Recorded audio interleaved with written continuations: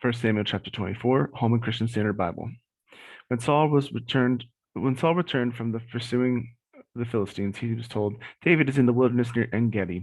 So Saul took 3,000 of Israel's choice men and went to look for David and his men in front of the rocks of the wild goats.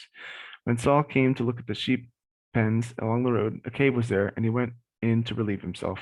David and his men were staying in the back of the cave, so they said to him, Look, this is the day the Lord has told you about. I will hand your enemy over to you so that you can do to him whatever you desire. Then David got up secretly cut off a corner of Saul's robe. Afterward, David's conscience bothered him because he had cut off the corner of Saul's robe. He said to his men, I swear before the Lord, I would never do such a thing to my Lord, the Lord's anointed. I will never lift my hand against him since he is the Lord's anointed. With these words, David persuaded his men, and he did not let them rise up against Saul. Then David left the cave and went on his way. But then Saul left the cave and went on his way. After that, David got up and went out to the cave and called to Saul, My lord the king.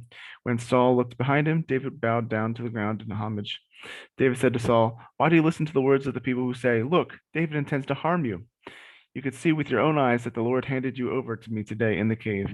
Someone advised me to kill you, but I took pity on you and said, I won't lift my hands against my Lord, since he is the Lord's anointed. See, my father, look at the corner of your robe in my hand, for I cut it off, but I didn't kill you.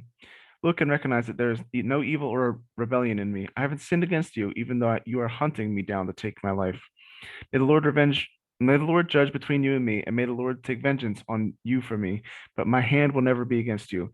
As the old proverb says, wickedness comes from wicked people. My hand will never go against you. Who has the king of Israel come after? What are you chasing after? A dead dog? A flea? May the Lord judge be the judge between and decide between you and me.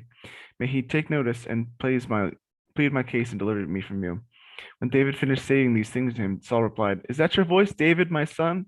Then Saul wept aloud and said to David, You are more righteous than I, for you have done what is good to me, though I have done what is evil to you.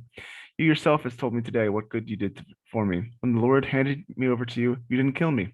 When a man finds his enemy, does he let him go unharmed?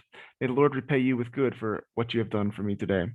Now I know with certain Now I know for certain you will be king, and the kingdom of Israel will be established in your hand. Therefore, swear to me by the Lord that you will not cut off my descendants or wipe out my name from my father's family. So David swore to Saul. Then Saul went back home, and David and his men went up to the stronghold.